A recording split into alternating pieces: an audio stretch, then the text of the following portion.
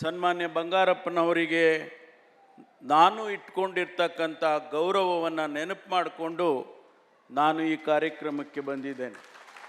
ಸನ್ಮಾನ್ಯ ಬಂಗಾರಪ್ಪನವರನ್ನು ನಾವೆಲ್ಲ ಹತ್ತಿರದಲ್ಲಿ ನೋಡಿದಂಥವ್ರು.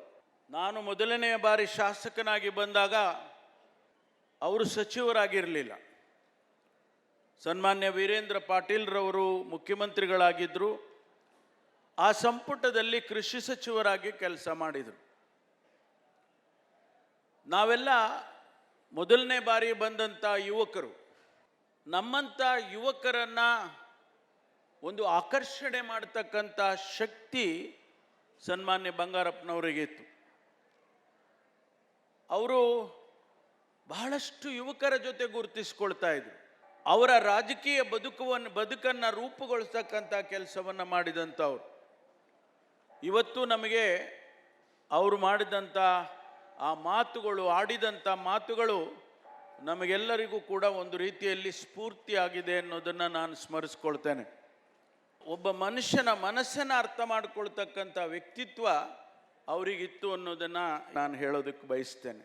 ಅವರು ಯಾವತ್ತೂ ಕೂಡ ಅವರ ಕಾರ್ಯಕ್ರಮಗಳನ್ನು ಮಾಡುವಾಗ ನಮ್ಮ ಜನ ಯಾರು ಬಡವರಿದ್ದಾರೆ, ನಮ್ಮ ಜನ ಯಾರು ಶೋಷಿತರಿದ್ದಾರೆ, ನಮ್ಮ ಜನ ಯಾರು ಕೀಳರಿಮೆಯಿಂದ ಸಮಾಜದಲ್ಲಿ ಹಿಂದೆ ಇದ್ದಾರೆ, ಅವರನ್ನು ಮೇಲೆತ್ತುವಂಥ ಕಾರ್ಯಕ್ರಮಗಳನ್ನು ನಾನು ಕೊಡಬೇಕು ಅಂತ ಹೇಳಿ ಕೊಡೋರು.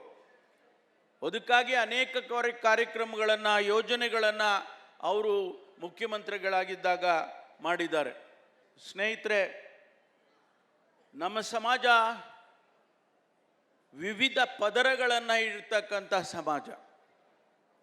ಮೇಲು ಕೀಳು, ಬಡವ ಬಲ್ಲಿದ, ಉಳ್ಳವನು ಇಲ್ಲದೇ ಇರೋವನು, ಈ ರೀತಿ ಸಮಾಜವನ್ನು ನಮ್ಮ ಪೂರ್ವಜರು ಸೃಷ್ಟಿ ಮಾಡಿ ಹೋಗಿಬಿಟ್ಟಿದ್ದಾರೆ. ಯಾಕೆ ಮಾಡಿದ್ರು ಅದಕ್ಕೆ ಉದಾಹರಣೆಗಳಿಲ್ಲ ಅಥವಾ ಅದಕ್ಕೆ ಉತ್ತರ ಇಲ್ಲ. ಆದರೆ ಸಮಾಜದಲ್ಲಿ ಮೇಲು ಕೀಳು ಭಾವನೆ ಸಾವಿರಾರು ವರ್ಷ ಉಳಿದು ಹೋಗ್ಬಿಟ್ಟಿದೆ. ಸನ್ಮಾನ್ಯ ಬಂಗಾರಪ್ಪನವರಿಗೆ ಬಹುಶಃ ಇದರ ಅರ್ಥ ಅವರು ಅಂದುಕೊಂಡಂಥ ಅಥವಾ ಅವರು ತಿಳ್ಕೊಂಡಂಥ ಅನೇಕ ವಿಚಾರಧಾರೆಗಳನ್ನು, ಅದು ಕಾರ್ಲ್ ಮಾರ್ಕ್ಸ್ ಇರ್ಬೋದು, ಲೋಹಿಯಾ ಅವರ ಚಿಂತನೆ ಇರ್ಬೋದು, ಅಥವಾ ಮಹಾತ್ಮ ಗಾಂಧೀಜಿಯವರ ಚಿಂತನೆ ಇರ್ಬೋದು, ಬಾಬಾ ಸಾಹೇಬ್ ಅಂಬೇಡ್ಕರ್ ಅವರ ಚಿಂತನೆ ಇರ್ಬೋದು, ಈ ವಿಷಯಗಳನ್ನು ಅರ್ಥ ಮಾಡ್ಕೊಳ್ತಕ್ಕಂಥ ಶಕ್ತಿ ಸನ್ಮಾನ್ಯ ಬಂಗಾರಪ್ಪನವರಲ್ಲಿ ಇತ್ತು ಅನ್ನೋದನ್ನು ಇವತ್ತು ನಾನು ಸ್ಮರಿಸ್ಕೊಳ್ತೇನೆ. ಸಮಾಜದಲ್ಲಿರ್ತಕ್ಕಂಥ ಮೇಲು ಕೀಳು ಭಾವನೆಯನ್ನಾಗಲಿ ಅಥವಾ ಈ ವಿವಿಧ ಪದರಗಳನ್ನಾಗಲಿ ನಾನು ಒಂದಲ್ಲ ಒಂದು ದಿವಸ ಅದಕ್ಕೆ ಉತ್ತರವನ್ನು ಕೊಡಬೇಕು ಅನ್ನುವಂಥ ಕಲ್ಪನೆ ಸನ್ಮಾನ್ಯ ಬಂಗಾರಪ್ಪನವರಿಗಿತ್ತು ಅಂತ ಹೇಳಿ ನಾನು ಅರ್ಥ ಮಾಡ್ಕೊಂಡಿದ್ದೇನೆ. ಒಬ್ಬ ಮಗನಾಗಿ ಒಬ್ಬ ತಂದೆಗೆ ಕೊಡ್ತಕ್ಕಂಥ ಗೌರವ ಬಹುಶಃ ಇಡೀ ಕರ್ನಾಟಕದಲ್ಲ, ನಾನಂತೂ ಬೇರೆ ಬೇರೆ ರಾಜ್ಯದಲ್ಲೂ ನೋಡಿದ್ದೇನೆ. ಇಂತಹ ಒಂದು ಸ್ಥಳ, ಶಾಂತಿಯ ಸ್ಥಳವನ್ನು ಬಹುಶಃ ಇಡೀ ದೇಶದಲ್ಲಿ ನೋಡಿಲ್ಲ, ದೇಶದಲ್ಲೇ ನೋಡಿಲ್ಲ.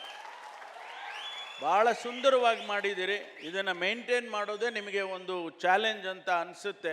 ಆದರೂ ಕೂಡ ನೀವು ಮಾಡ್ತೀರಿ ಎನ್ನುವಂಥ ವಿಶ್ವಾಸ ಇದೆ.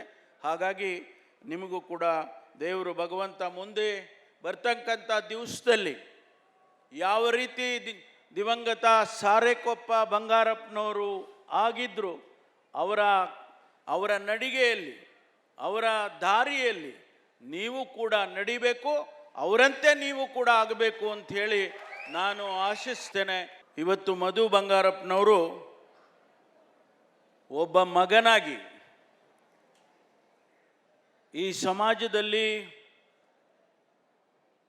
ಯಾರು ಒಂದು ಸಂದೇಶವನ್ನು ಕೊಟ್ಟು ಹೋಗಿದ್ದಾರೆ, ಅದನ್ನು ನೆನಪು ಮಾಡಿಕೊಳ್ಳೋದು ಸಾಮಾನ್ಯ ಜನರಿಗೆ ಹೇಗೆ ಸಾಧ್ಯ ಆಗಬಹುದು ಅಂತೇಳಿ ಇವತ್ತು ಅವರು ನಮ್ಮೆಲ್ಲರಿಗೂ ನೆನಪು ಮಾಡಿಕೊಳ್ತಕ್ಕಂಥ ಈ ಒಂದು ಕಾರ್ಯಕ್ರಮವನ್ನು ಮಾಡುವುದರ ಜೊತೆಗೆ ಈ ಒಂದು ಸ್ಥಳವನ್ನು ಇಷ್ಟೊಂದು ಅರ್ಥಗರ್ಭಿತವಾಗಿ ಈ ಸಮಾಜಕ್ಕೆ ಒಪ್ಪಿಸಿದ್ದಾರೆ. ಹಾಗಾಗಿ ಅವರಿಗೆ ನಾನು ವಿಶೇಷವಾದ ಅಭಿನಂದನೆಗಳನ್ನು ಸಲ್ಲಿಸಲೇಬೇಕಾಗ್ತದೆ.